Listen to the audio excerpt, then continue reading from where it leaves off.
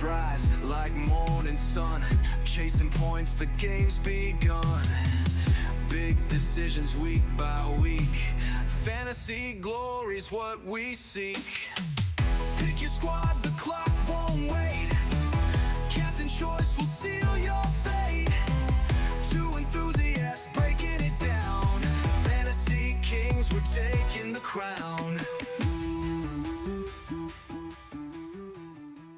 Hello, welcome to another episode of Tinker Time, an FPL pod, the show for every fantasy Premier League manager who's already second guessing their last draft. It's Wednesday, June 3rd, 2026. And whether you're finally over your Gameweek 38 draft or just here to air your grievances, you've come to the right place. I'm Matt alongside Jim, and we're here to help you cheat, test, and yes, tinker your way to the top of your mini league. We'll break down the best value picks, fixture trends, and hidden gems, so you don't have to stare at your squad screen in despair. So let's pop the hood, crack open the spreadsheet, and get tinkering. Jim, you were just telling me about your salmon fetish. You're very muffled. I'm gonna be honest. I know you're not I told feeling it, you. but this sounds. Did you just cover up the microphone as you started recording? No, I Well, now it sounds so better. Where was your hand? Was your hand covering the microphone? my hands were actually both. I was sitting on my hands. You sound much better now. I sound better now. Yeah, Okay, well, yeah, I wasn't 38 joking weeks the other in. night. Think I we said, would. We think we'd have the intro down by now, but room to improve. I told you, I did not sound good the other night. I've been just. I feel like someone just like took a ball of pollen and just shoved it in my throat, and it's just been sitting there. I can't get rid of it. It's Mother Nature. Ugh, she is a bitch. She is something else. Jim, how the hell are you? Doing well. This is obviously our first record since the relegation battle ended. Spurs came out on top, breathing free, pollinated air. Feels good. Now that, now that we're safe, we can probably tell the listeners. And we were never really worried. No, I was worried for about 12 weeks, I think. I came to peace with it about 10 weeks ago. Yeah, what a just a fortunate turn of events. Yeah. A lot has happened since too. I mean, we spoke and, there was maybe 3 or 4 games that actually mattered going into the final week. But since then, a lot of changes, some moves, some player moves so far. It's been an exciting week and a half. This is probably the most active I feel like I've seen the transfer market rumor mill been immediately after a season concluded. It's got to be just because of the World Cup, where they want to make some of these moves maybe beforehand, just to avoid some injuries if anything happens. Yeah. I mean, it sounds like August is a ways away, but it's really not. It's only about 2 months, so Yeah. I that's think that's not a lot of time. I think it also seems like there's a lot of manager churn, and I think that has a lot to do with, a lot of these rumors flying around. You don't know what's true or not because you don't know who's going to be there. So Mm. we have Pep confirmed gone. Ange, surprise, not Ange. Ange was a surprise cut last year. Slot's gone. Is that really a surprise, though? He didn't do bad. I think it's not. So he's replaced by Iraola. I think that's almost confirmed. And Andoni. I saw Here We Go, so Yeah. I think we're So confirmed. I think it's more of a surprise that he left Bournemouth after the season they had, and Liverpool was kind of forced to drop Slot to get him in. Yeah, I mean, that whole kind of sequence of events smells a little fishy to me, unless this is just kind of the new world that we operate in, where like you have a contract and you just decide that I'm gonna leave, but you kind of have something in your back pocket ready to go. Like I feel like Iraola probably doesn't leave unless he has some sort of assurance. And it might not have been Liverpool. It might have been, literally any other club. I know he was linked to Palace for a little bit. Yeah. That really never made sense why you would leave Bournemouth to go to Palace, but either here nor there. At the end of the day, I mean, Iraola looks like he made the right move. He's deserving. Yeah, very much so. You know, I think the biggest bullet that maybe we avoided was he didn't bring Semenyo with him over to Liverpool, True. which I've also heard that Semenyo is not thrilled because he came in thinking I did. Pep was going to be there, and now Pep's gone, and yeah, so a bunch of divas. So City's going to sign Maresca, and then Liverpool got their guy, or not Liverpool. Chelsea got their guy, but that might have been before. I think think that I was. think we had that confirmation in our last episode, but But then yesterday, Fulham, Marco Silva, he's gone. he's going to Benfica, I think I I don't know. saw. I didn't see that one, but I think he's going to Portugal. a lot of moves. Lots of moves. Lots of moves. You know who isn't moving? Roberta Dessert. Yeah, I see you don't have his goatee chiseled Uh, here. I don't. I don't. Not yet. Not yet. I have plans. Maybe. Yeah. But yeah, no. We were just saying, like, think about how much different our conversations would be, or if we'd be having conversations about Spurs if they had gone down. Like, what a difference in the tone. It almost feels like there's some optimism that that last what it deserved to get 5 games, 6 games. Yeah. Like, the team was such a shell of itself from Two Doors days in, like, the best way possible. You got folks thinking that, like, maybe they could sneak in and, you know, try to get into Europe next season in one of the competitions, nothing Champions League. Who knows? You were breaking up there a little, but I was assuming you were talking about the report that he pulled his pants down in training one day. Oh, yes, that was you must have been reading my lips. Whatever works, because that was an incredible end of the season. Yeah. But you know who had an even more incredible end of the season? Arsenal. Losing Oh, Champions League in the best way possible. Erebice Eze blows his penalty. What a flop of a signing. You can only score against Spurs? yeah, what was I think on the season, I think he ended up with what? He had, like, 6 or 7 goals, and he had 4 or 5 of them versus Spurs. Yeah, yeah. Great. Not great, not great. Yeah, I mean, listen, I was probably the biggest French baguette that day. I was very much rooting for PSG to repeat. They've now done so happy for them.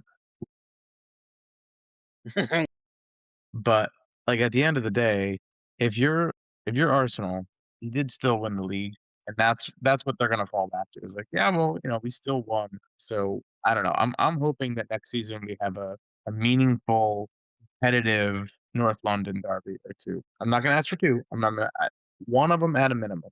Be nice if we got both. Yeah, that's a good point. Because in recent history, it has not been. I did the Eric Lamela, was it the Rabona goal? That came across my feed the other day. Oof. That was incredible. That I was that COVID too? think it was COVID, and then we lost the game after that, so it's like, even when times were good, times were not good. But, the other teams did have some good luck over in Europe, so Villa ended up winning Europa League, big one there, and then Palace, great for them, winning the Conference League. So that's what, 3 years in a row, Premier League team has won the Conference League? It's basically just becoming, whatever Premier League team is in there Yeah. is probably gonna win it. Except for that first year that they had it, there was a Premier League team in there that didn't win. That's true. That's true. That did happen like that. What are you gonna do? If who even remembers that? Yeah. Yeah, I think Palace, nice story for Palace. Interested to see what they look like next season. Glasner's departure. You've seen some reports of folks like Mateta on his way out. I've seen some reports of Maxime Lacroix on his way out. Some reports of Adam Wharton on his way out, who's sought after by a lot of the big clubs in England. So, Palace, they seem to be pretty fine with finishing wherever they need to, and maybe they snag a trophy here or there. But I don't know. I'm not looking at Palace to be too impressive come next season. Yeah, I mean, they finished in 15th with 45 points. So that's 6 points above relegation, which, obviously at the end of the season, 6 points would be huge for anybody that's down there. But, they were never really in jeopardy, and they were kind of prioritizing Europe at the end. So what is that? They won the Community Shield and a European trophy in the same season. That's great for them. More than we did. The FA Cup was 2 years ago they won it? I believe so. Yes. So, I mean, couldn't be a Palace fan, but when that happens, a lot of players leave, so Man, it feels good to be a gangster. yes, I suppose it would. Boy. You know who did feel gangster? Probably. You have to answer in the form of a question. This is Oh, Jeopardy. who is the most gangster Premier League player? Let me think about that for a second. Probably James Miller. Sorry, I think he actually retired. he did retire, I did see that. That's gonna be sad, just not seeing him next season in the selectable list of players. He'll probably still be there. They'll put him in for, like, 3 mil just for That's old time's sake. that would be incredible. That would be a phenomenal piece. just for him to take up space on a roster. Yeah. No, I would say the biggest gangster, honestly, it might be Thomas Suchek. Or Vladimir Sufal. I don't think he's on the West Ham anymore. But West Ham are going down, which How many all immediately there? points immediately points to the question: what happens to Jared Bowen? Someone's got to scoop him up. Definitely. I thought I saw like his release clause if they got relegated it was like 20 mil. Really? But yeah, I do feel bad for him missing out on the World Cup after the form he's been in. I mean, from game week 1, he was like single-handedly keeping West Ham in it. Yeah. And he did again, a great season. I was super low on him at the beginning of the year with the position change and the price point, but he proved me wrong again. So yeah, tough for him to miss out on the World Cup, but he's on vacation. Yeah, I mean, I think it was early in the season. Am I boring you? No, I these allergy meds are just my ears. I'm trying to unclog my ears. I feel like I'm No. underwater here. That's a widow tie. No, my head is just full of this proverbial fluid. No, I think it was one point in the season It was I was actual very fluid, not active. proverbial. Well, that's either here nor there. I think it was one point in the season I was very clear on my stance that I don't feel bad for these grown men. They play a children's game for a living and they make millions of dollars. So I do not feel bad for Jared Bowen in the least bit in any capacity. Having said that, a little bit of a tough ending for the guy. I'll admit. I'll admit. But what are you gonna do? So I see you put him as a flop for the week. So obviously you didn't feel too bad for him. I didn't feel that bad for him. No. I Really mean, piling it on the poor guy. well, I mean, you think about what was at stake in game week 38. I mean, really, the only two teams that had really anything meaningful. I shouldn't say meaningful because there was European competition and spots on the line. So, but like the only team that really had something to lose and actually lost it was West Ham. I guess maybe you could put Chelsea in there. Did they officially fall out of European contention? They did. Yeah, but I don't know. I mean, To be clear though, you put him as a flop and he had 12 points with 1 goal and 1 assist and 3 bonus points. yeah, it's really just like a dick punch. I mean, that's all I got. It's brutal. Hey, guess what? It's our show. We can do whatever we want. Do There's no what we rules. want. We could do what we want. You know what? Who's a flop is my entire team. I had 29 points. Really tough. 20. Oh, hold on. We'll get into points in a little bit. That is an excellent segue. Speaking of points, so our biggest boom of the week, this guy busted all over them. Patrick Dorgu, blast from the past. He's back from his injury. 18 points. He had a goal, an assist, and a clean sheet, 3 bonus points. I think he did it in 61 minutes too. So Michael Garrick, that son of a bitch, he is an FPL bro. He understands. 61 minutes is what we needed. I don't know who had Dorgu in the squad at this point, so I think a lot of folks maybe missed that one. But yeah, he was one of those players that he was highly selected as a value pick because of his price. Then he started playing up top when we had injuries to Cunha. He put a couple goals in, and then as soon as he got hot, injured. Injured. I think he had surgery. I'll say he had surgery. Might have. He was I not a think he consistent 90-minute, 60-minute player. I think he tore his labia majora. I could be wrong. It might have been the minora. I'm not positive. You know it was Tell me, I Spanish. can't tell the difference, boy. So yeah, 18 points. You're right. I did say Bone was a flop. I know he had 12 points, but I mean, really, some things sometimes are bigger than FPL. You could have threw like a whole lot of other names in there. Gyökeres came off the bench. Cherky flopped. Yeah, but Arsenal had nothing to play for. Like Holland didn't play. Holland didn't play because he had nothing to play for. I can't call him a O'Reilly flop. flopped. All right, so Yeah, but pick the one person who did play, who had something to play for and delivered. he delivered in every way except for the one that they needed, which was a Spurs loss. One thing he couldn't do.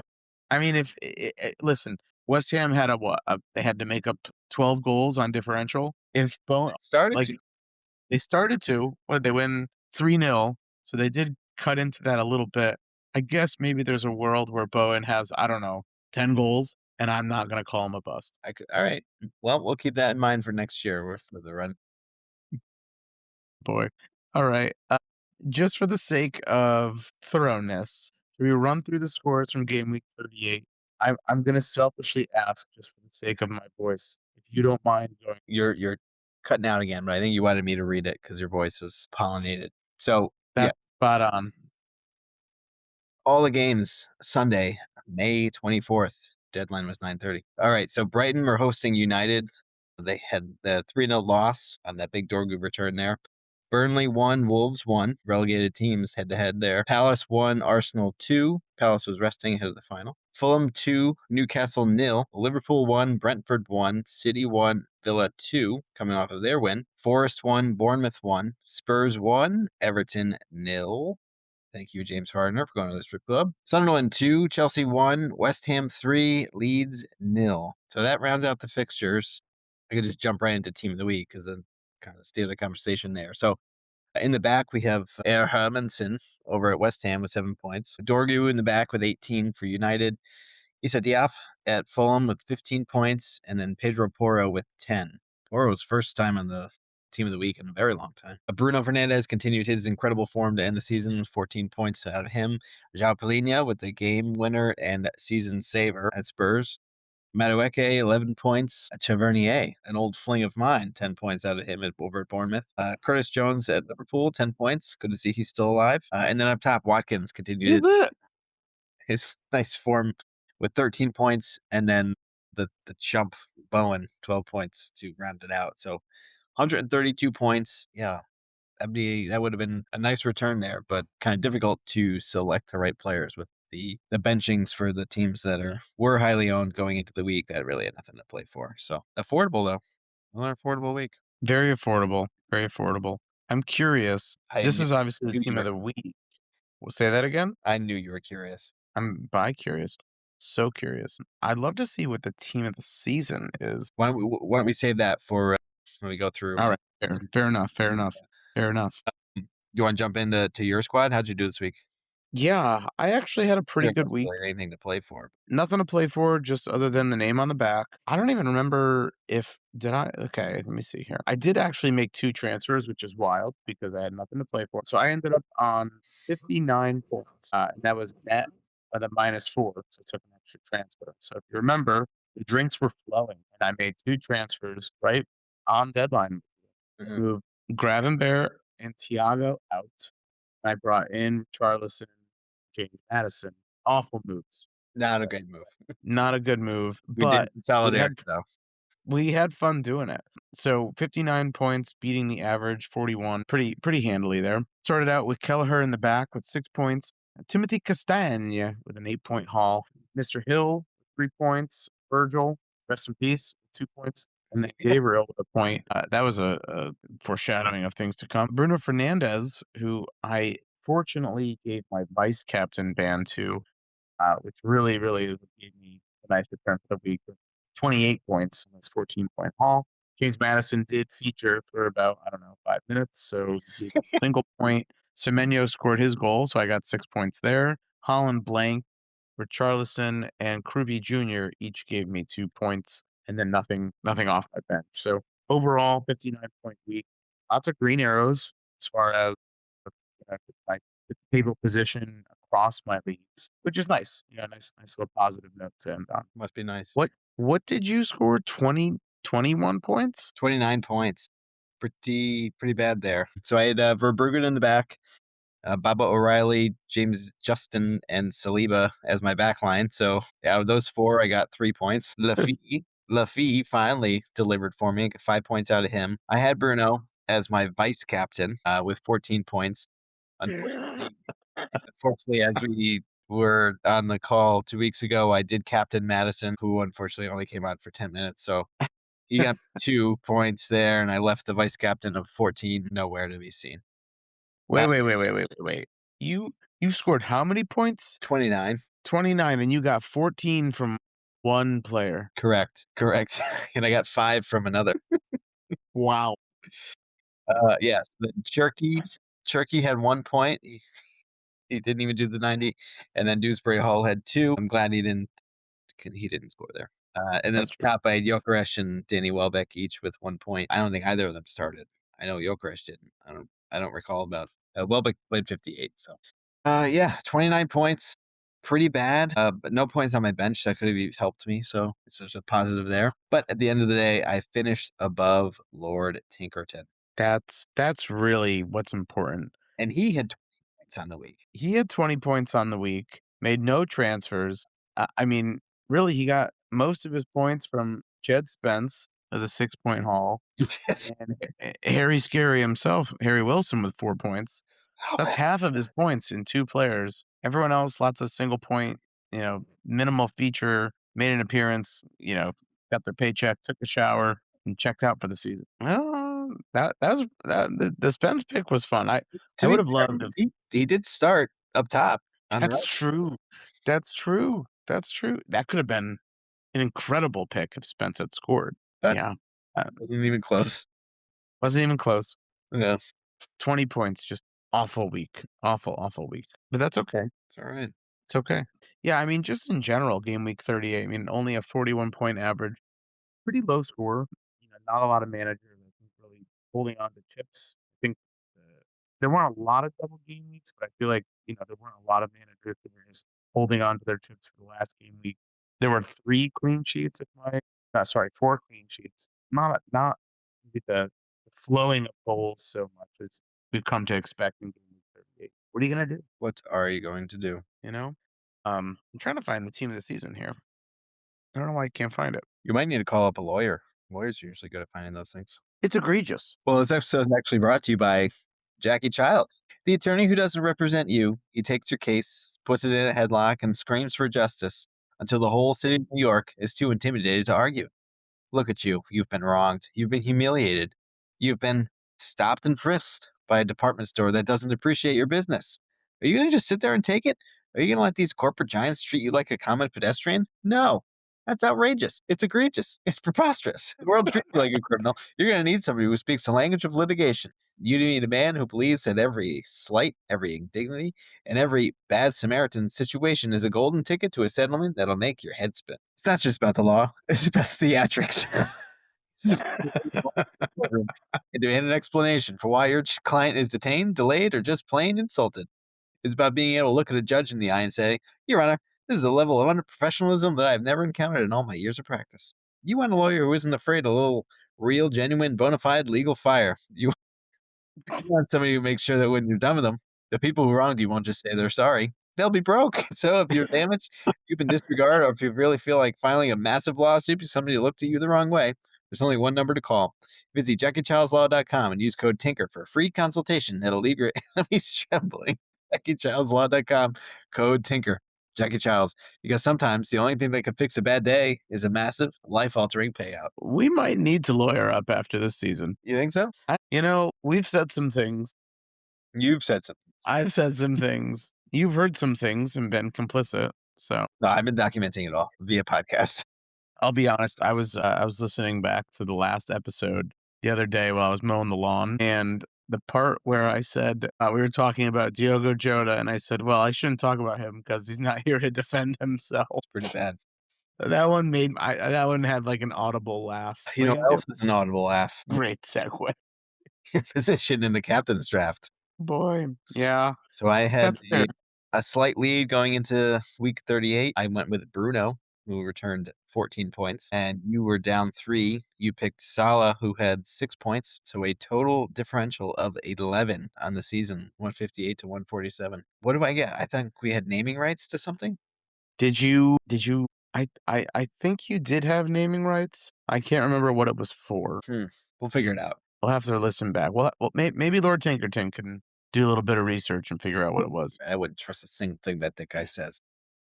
He's not gonna do anything. He's so freaking lazy. Blind. Well, I sound like someone's holding a cheese grater to my throat. Sure, a lot of listeners would like to do that. Of You grate your own cheese? course. Yeah, yeah. We don't really buy the bag stuff unless it's like Well, very, very much in a yeah, pinch. okay. Every now and then. Yeah. So I do have a special treat for us here. So I did listen back to when we did our preseason predictions. I think So these were preseason predictions. Which these came from our first record or our second this record? was, I think, episode 4 or maybe 6. This was when the commissioner was on. Oh, so we were feeling good. Yes. Yeah. Okay. All right. So we have we went our relegation, our top 4, and then we made some comments that I made note of, and then we each had a big takeaway on this. Are you really you were taking note then? Okay. Yeah. All All right. right, let's hear it. Relegation. Do you remember who you had for relegation? I think I said Burnley, Bournemouth, and Brentford. Close. So you went Burn. Well, okay. So your first one, without hesitation, Brentford. You said Brentford's on your relegation watch, especially if Wissa leaves. So both of those things, well, that did happen. They got better when Vista They left. got better. So not great there. Your next one was Sunderland, who you said was going to be bouncing straight back down, and Couldn't have been more wrong there. they finished in a European spot. So not great there. And then your third spot was Burnley. So you got that So- one. I think Sunderland and Brentford owe me a great deal of thanks for lighting a fire under their asses. I think it's very fair to say, and it's not going out on a limb by any means, that they would not have had the campaigns that they had without my doubt. Yeah, I guess I could see that. All right. And so you also had a bonus one that you thought was going to be very bad. Bournemouth. You said their back line was depleted. Which it was.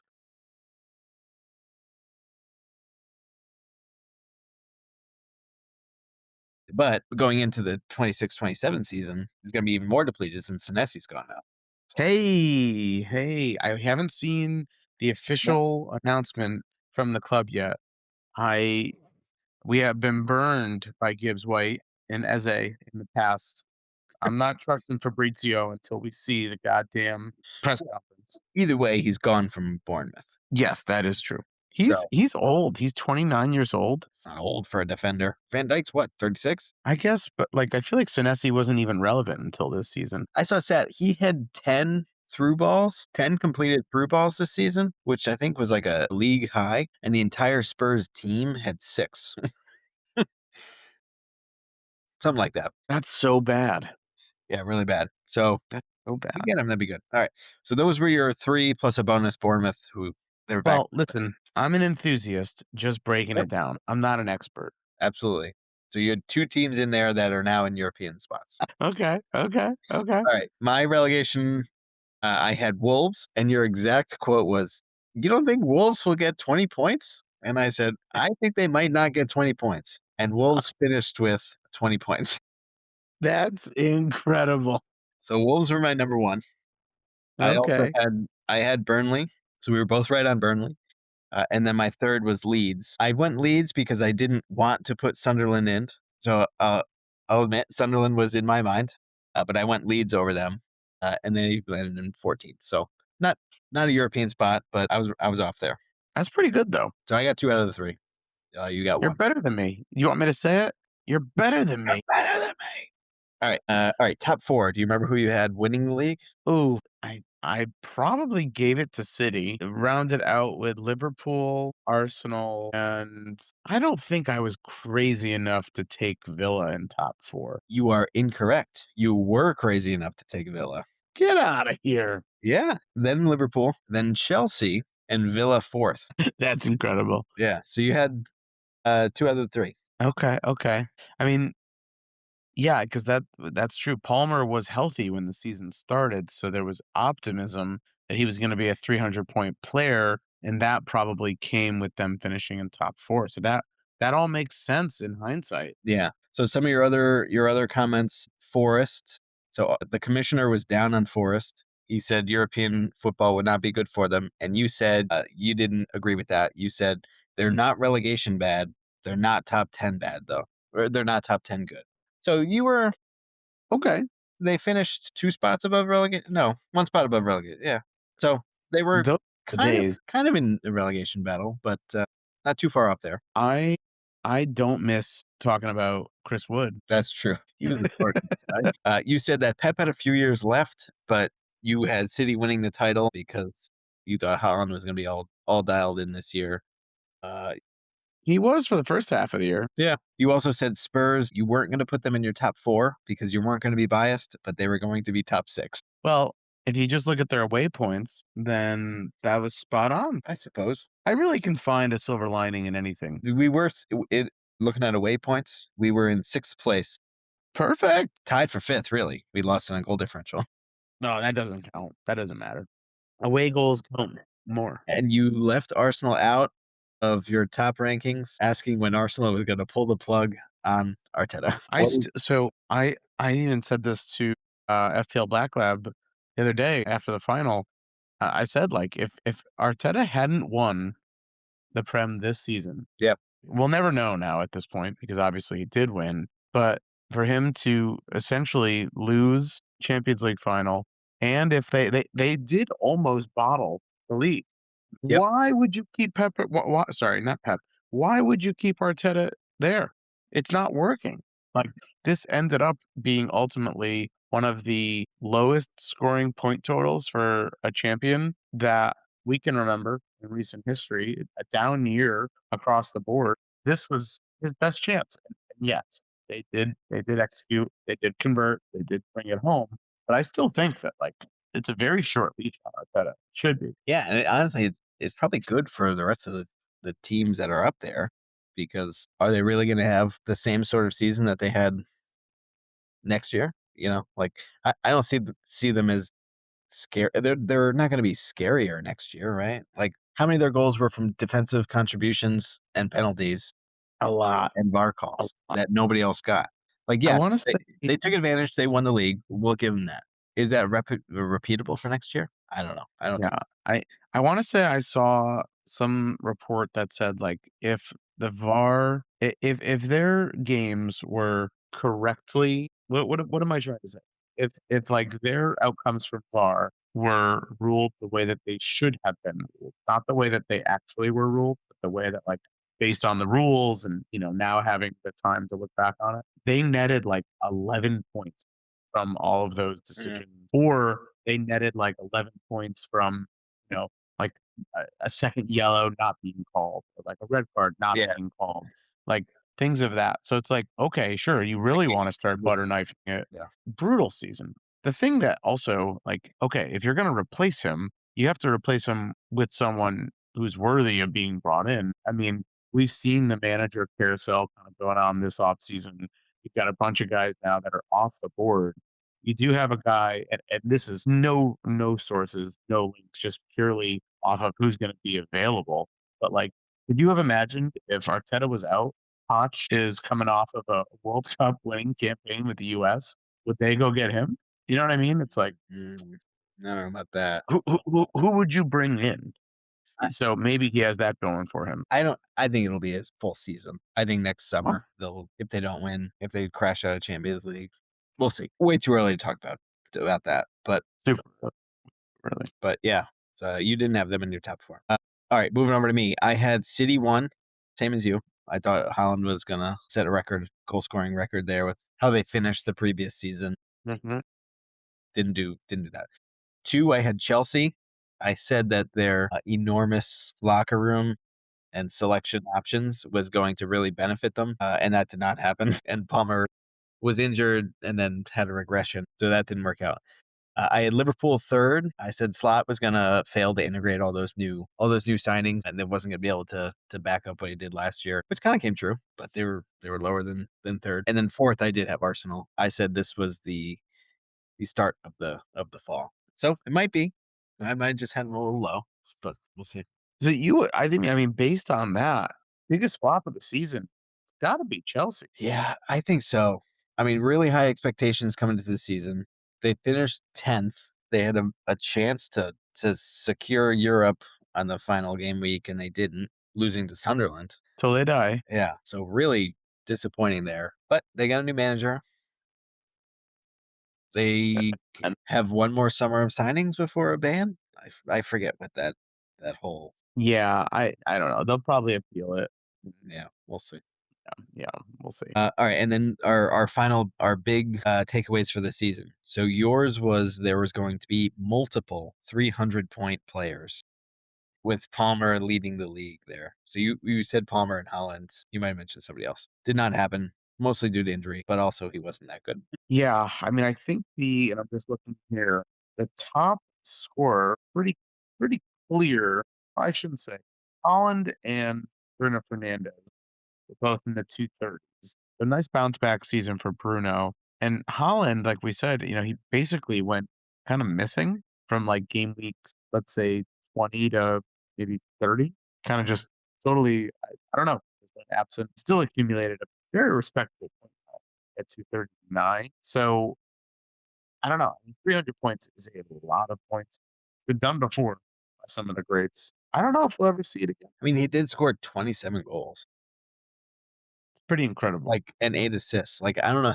It's kinda weird to be saying that's a disappointment. I think the expectations are just so high with that price tag, but, I mean, if you had him all season, which most people did, that it pays out. So, How many goals did City score on the season? 77, yes, and he scored 27 of those goals. So like almost a third. Or was that 27 again in all competition? that's 27 in FPL. So it's yeah, That seems like such a low goals total for City compared to past seasons. I think it is.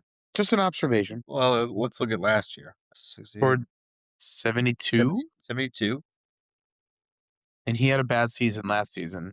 So in 23-24, they had 96 goals. Yeah, like they were just ripping goals. Yeah. He had 27 that year as well, though. So there, Yeah. as you know, Foden was there. De Bruyne.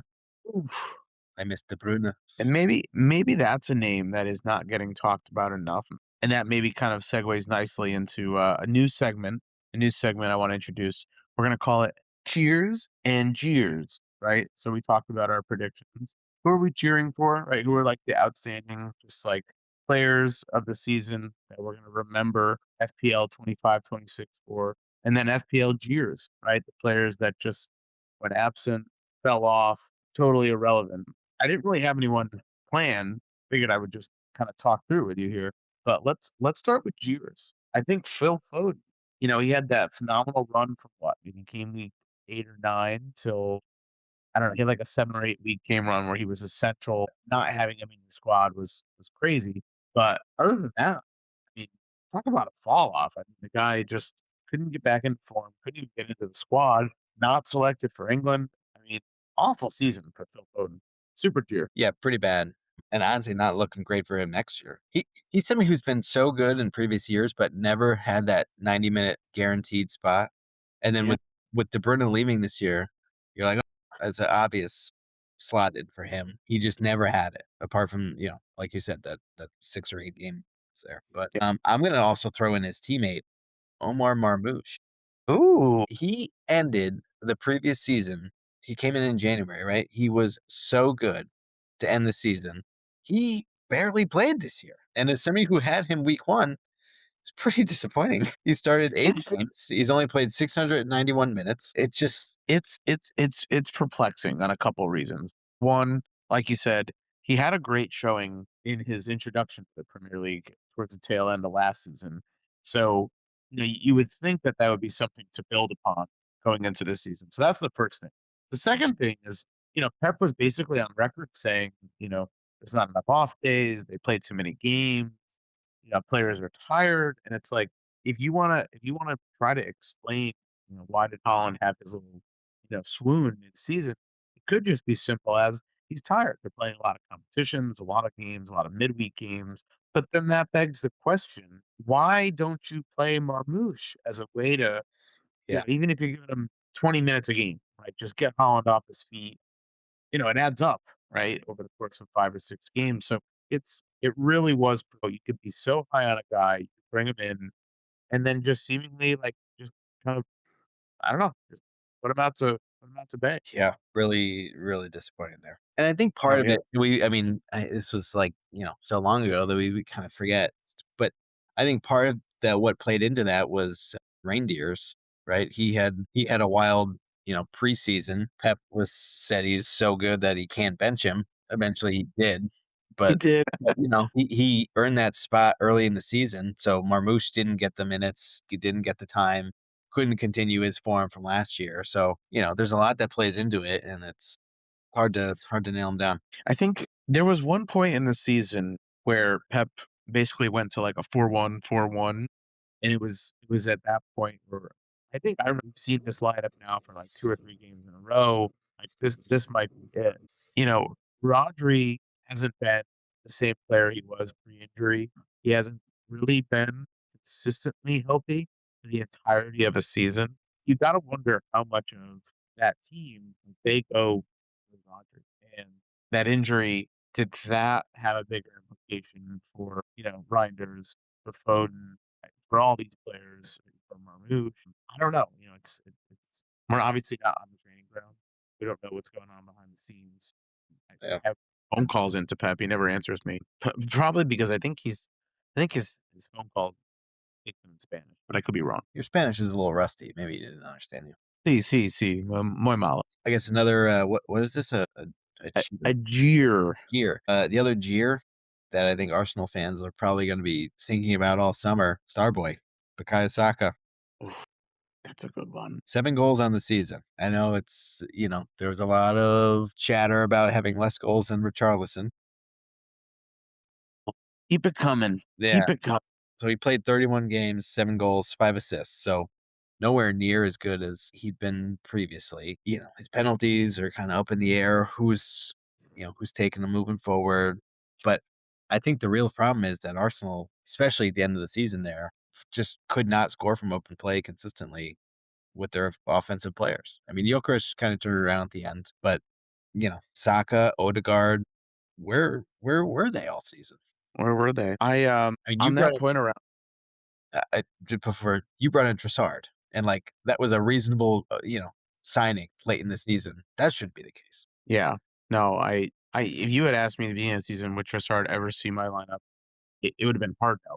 Like, Yeah. there's no chance.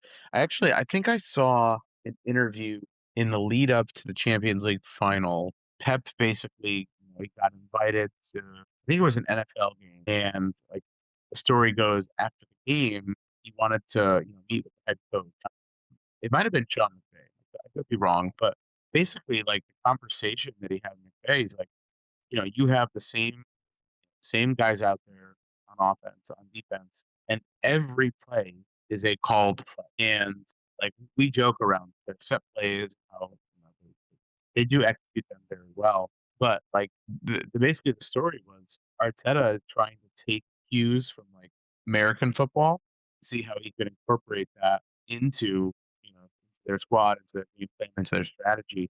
When you say that out loud, that like most sports do run set plays, like, most of the time, right? Like NBA, they're calling plays from the bench. NFL, they're literally calling a play on offense every time. It's an interesting, like, aspect, but just something that I don't think you can lean into so heavily. You gotta be able to score from open play. That was their downfall. Their downfall. They won the league. Well, and, in the Champions League, but I don't know. This was not there's nothing about this season, I think if you're coming out of this season, there's nothing from the way that the Spurs that the Spurs, that Arsenal won the title that makes you like nervous going into next season or thinking that like, oh, we can't win the league next season. This isn't like 100-point thrashing from Liverpool, and you're like, man, they're gonna bring everyone back. I don't know how we're gonna top that. Yeah. The title seems very up for grabs next season. Completely agree. To everybody but us. Yeah. Well, yeah. I mean, let's not get carried away here. What about cheers? What about cheers? What about like players that just you want to give them their flowers a little? Nah, no. No one? I Not a so single we one? finished as low as they did. I have no jeers to give. Well, Cheers. I Did I say jeers? you said cheers. I'm I have talking more cheers. jeers. I have more jeers. You could cheers. No, give me the jeers then. I want to hear more jeers. Maxime de Kuiper. What a disappointment. What a disappointment. That son of a bitch. We were so high on Brighton always finding these nice fullbacks, always chip in. He never did. What a bust. The only time he ever did anything was immediately after I transferred him. Well, he scored 2 goals. I think they were in 1 game. I think that was the game that right after I moved him out. Yeah. It's Yeah. unfortunate. More jeers. Florian Wirtz. So Really? I mean, we said Liverpool, a lot of signings over the summer, so much money spent. It just took way too long for them to click. So Verts finished on 125 points, and he didn't score a goal until what? Like game week. I think it was at least game week 10 or 12. Looking, He's a jeer. I believe. I would agree with you. Oh, excuse me. You might couple this to the chef. Oh boy. Um, I think he it's 18 against Wolves.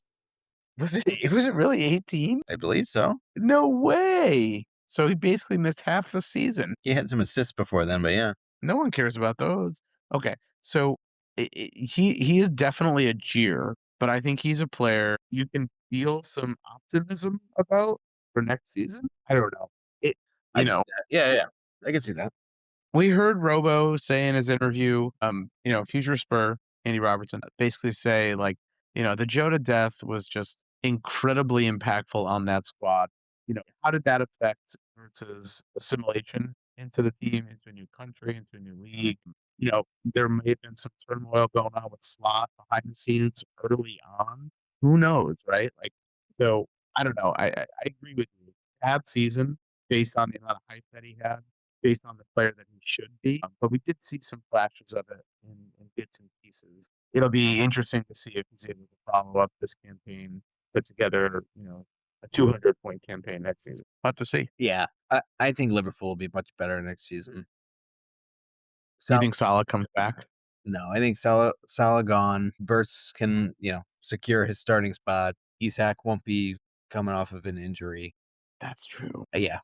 They'll sign somebody else to play on the right there that's going to be, impactful. I think they'll be good. Talk about it, G. Van Dijk going to Miami, did I see?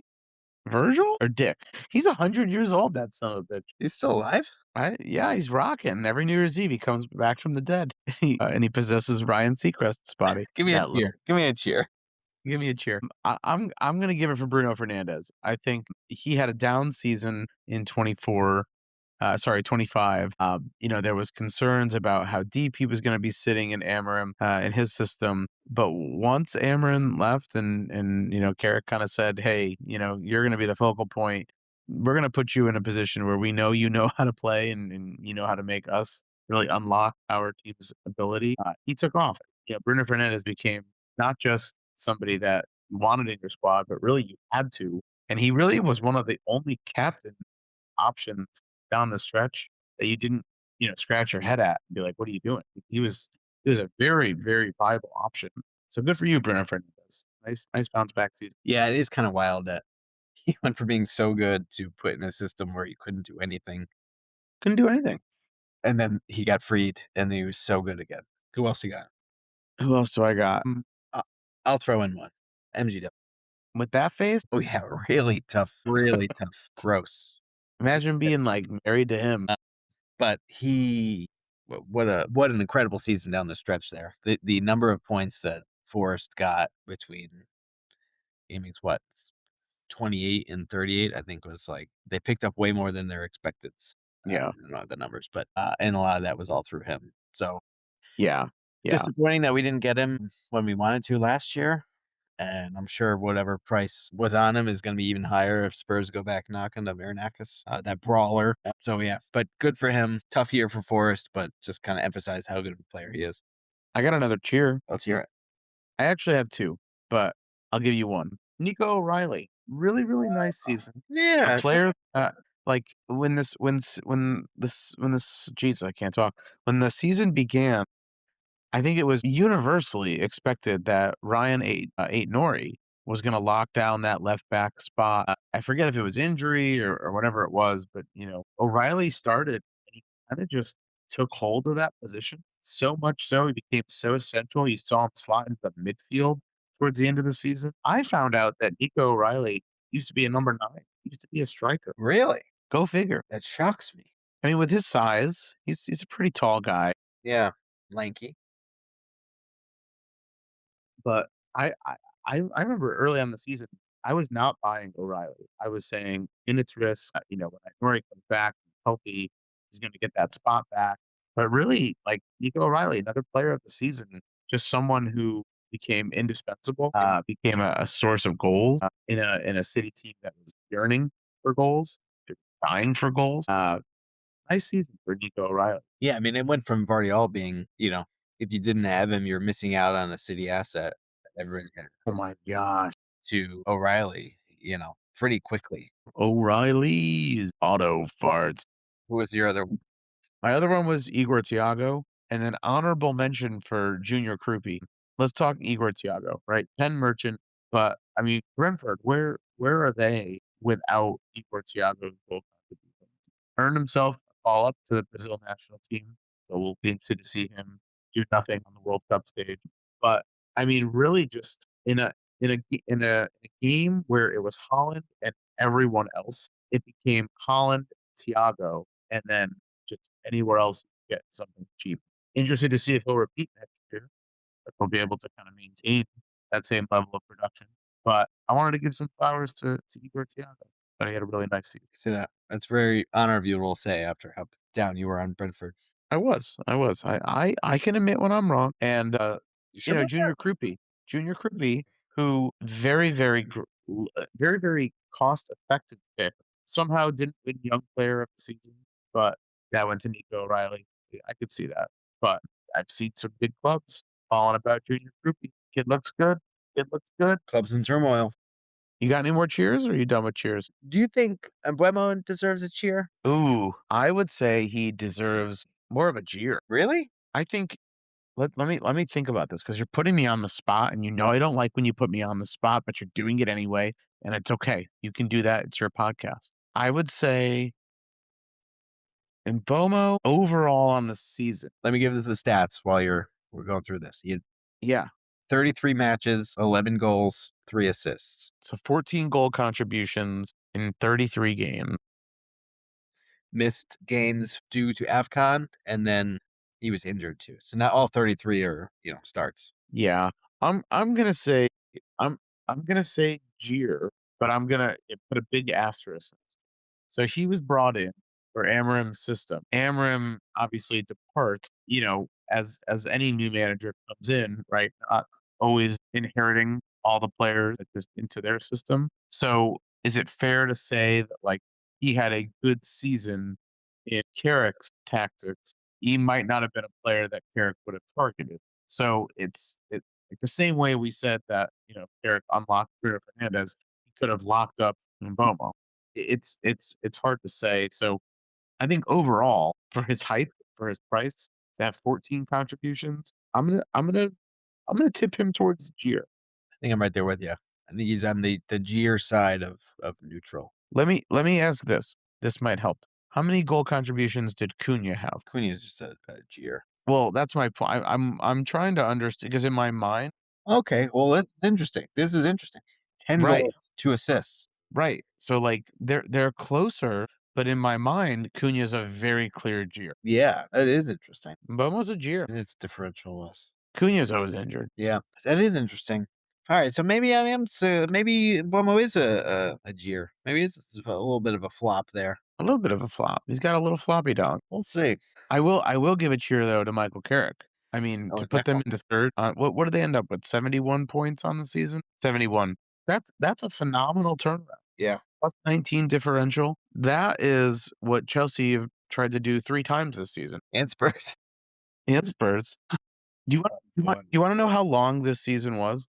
When this season started, I believe Graham Potter was the head coach at West Ham Was he really? because Nuno started the season at Forest, got Sure. canned. Ange came in, I can't. and then I'm pretty sure Graham Potter like started. I think he was there for like 7 or 8 games, and then they brought Nuno in. That's true. That's crazy. Andrew really had a bad run there at Forest. Ugh, but that was a fun little segment. Yeah, I did have one last. My big takeaway. We skipped it. That was the only last thing for my notes. My big prediction for the season that Spurs would be bad. You nailed that. This was, I think it was a day after Madison tore his ACL, and right after, I forget who it was, but somebody said that Son is now playing in America and going to represent the U.S. in the World Cup. Those two things combined for a poor outlook for Spurs, and yeah, it was right. Are you excited for the World Cup? I'm going to be honest. I was very excited, and then I saw the schedules. Have you seen this? Have you guys seen this? Have you seen this? I mean, I have the schedule in front of me. Kind of took the wind out of the sails. What's the problem? There's games at like 3 a.m. No. Look at the that's what I'm talking about. The TV times, like the kickoff times. There's like a 5 a.m. match, a 3 p.m. match, and then like a 10 p.m. match. Oh wait, hang on. Yeah, so Thursday, Friday are both normal times. Saturday's normal. Sunday, you're looking at Sunday. You got 12 a.m. But everything else seems to be pretty normal. Chip. No. I'm not seeing anything outrageous other than the 12 a.m. start games. But you know what I think that is? Look at this. But you know what? I might have gotten got. I think you got. And I'm looking at you I don't even off think times. I think that's just intended to be that there's 5 games on, like, the Friday or the Saturday, and it's just spilling over into, like, the next day. So, like, these are like, those like, that 11. Okay. I was looking at okay. I have the Eastern times in front of me. These look okay. So I'm back. I'm swung back the other way. I'm very excited. Yeah, like, the 12 a.m. game on the 14th between Australia and Turkey is in Vancouver, British Columbia. So that explains the time difference. That's, like, what? Is that Pacific time? No, these are all Eastern time. No, I realize that, but, 12 like, a.m. Eastern, so it's yeah, oh yeah, okay, yes. So it's 9 p.m. that's pretty normal. All right. I'm back in. You're back. So now you're excited for the World Cup. I'm back. We're gonna let's talk a little shop here live. I think we do one more maybe wrap up episode, like big takeaways for each club. Great, maybe a grade for each club going through, and then grade for ourselves and our strategies, things to remember for next season. It sounds like you've got some late breaking news that we're coming back, baby. We'll be back. We'll be back. We never left. I'm not gonna say bigger and better than ever. Well, I'll probably gain a couple pounds. I would think I will probably be heavier by the start of next season than I am right now. I think you can pretty much book that. We'll be back more average and heavier than ever. We got to tweak the AI. The AI needs to be more relevant next season. Yeah. I think this is the season where we actually deploy. We need to get funded. We need to Oscar? get some. We need some money for tokens so the AI can be an agent, an autonomous agent that runs on its own. Do you think we should go around to local businesses? I What feel like if we what Southington business you think would the Pepper Pot? Kevin's Comics, That's a good one. KB Toys. that big Caldors, uh, there's got to be someone who's willing to throw us like a $25 bill a month. I mean, they don't even make $25 bills. I saw they're gonna make $250 bills, 47 on them. Do you think if they did that, like anyone, you think, like, think about the change that you need on a $250 bill. It's Do you ridiculous. think they like they make more $50 bills just to like things cost like $300. If something costs like $200 and you pay with a $250 bill. I think $50 bill is the worst denomination. 50 stupid. It's too big for anything reasonable, and it's too small for big purchases that you need a lot of bills for anyway. I love a $40 bill. 40 would be nice. I'll give you that. 40 would be 40 would be nice. Maybe maybe in our next episode we review the currency system. Oh boy, and this is where the wheels come off. Jim, it has been we'll save parting words for our last episode. I think we try to get a live episode in just for shits and gigs. Yeah, and we could really be ourselves. You're right. No, but in all seriousness, great season. I want to be the first and only to say congratulations to you for winning the captain's pick draft. You earned that. The inaugural draft. But now you got a target on your back. I'm coming for you. I will say it is now officially too late to join our mini league. It You'll is have too to late. wait till next season. It is too late. And, I would be remiss if we didn't give a very, very quick shout out to all of our fans and all of our members in our league. Just taking a quick look here. I can't believe this should have been top of the segment. Congratulations, Paul Gonzalez, Maximum Steve, on winning the league with 2,390 points. Very respectable Hell of a point total. And shout out to Austin McGarrow, the commish, second place with 2,368 points. And fan favorite, really everyone's favorite, Jim Aram, Jimbo, with 2,248 points in third place. Really, really nice showing. We ended up with 16 teams in the league.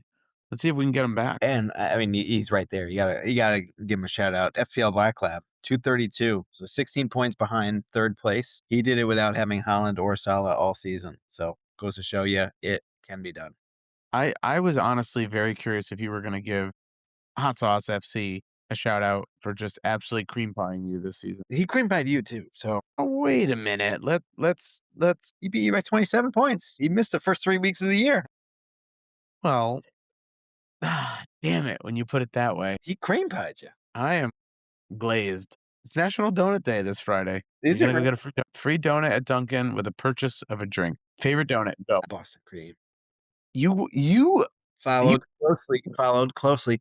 I like the jelly donuts, but not the powdered sugar, the crystallized sugar. I don't know what that one's called. The You know, jelly donuts with the I know what you're talking about. like not the Mm. white powdery sugar. You know, No. I know exactly what you mean. Yeah, the ones that are like you can't eat them in public. it's like you're eating 2 sugar packets stuck on the outside of a donut filled with sugary jelly. Yeah. No. I know Yeah, exactly what you're talking like about. those. What about you? I honestly, unpopular opinion, I love a blueberry donut. Blueberry glaze. Yeah. You gotta have Yeah. the glaze on it. Yeah. It's gotta have the glaze. I'm not an old-fashioned guy. I mean, No, I love an old-fashioned, but I don't love an old-fashioned. there's I 3 really types of like a old-fashioned, blueberry glaze. 2 of them are good. I mean, honestly, I would take all 3. I'm not, that picky, but, yeah, looking forward to a good donut on Friday. Like I said, we're gonna be back bigger than ever, baby. Hey, also shout out to the Knicks taking, game 1. That I got them on in the background here. I thought it started tomorrow, but Well, you know what you should do? You should bet game 1. good. I bet you cash. Listen, if you've made it this far, if you've hung around with us this long, go get checked into a mental asylum because I don't know what you're doing. In all seriousness, thank you guys for letting us into your FPL journey. Hopefully you had some fun. As always, and like Jim said, this will not be our last one. We'll go one more before we take a little holiday for the summer, get rested up, rejuvenated until they drop those prices, baby. And we're back. But give us a like, a subscribe, a follow. Go ahead. What do you want to say, Jim? I think, next week, Matt's gonna do that pineapple Kool-Aid. The pineapple Kool-Aid. You been seeing that? What are you talking Look it about? up. You look it up, we'll talk about it next week. Okay. That sounds good. Hopefully my voice is back a little bit better. But in the meantime, please do like, subscribe, follow us on Spotify, Apple Podcasts, YouTube, wherever you find your podcasts. Drop us a comment. Who was your biggest cheer of the season? How did your predictions work out? Did anybody boom all over your bus? I think it's actually bust all over your boom. I don't know. It doesn't matter. As you said, it is too late to join our mini league. But again, just thank you for joining us on Tinker Time. Don't forget to like, subscribe, hit that notification bell, drop any sort of comment, just drop something, and you stay classy, San Diego. Thanks for stopping by. Stay classy. That's new.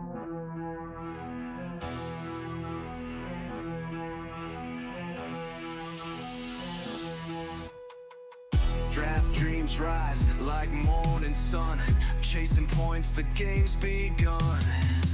Big decisions week by week, fantasy glory's what we seek.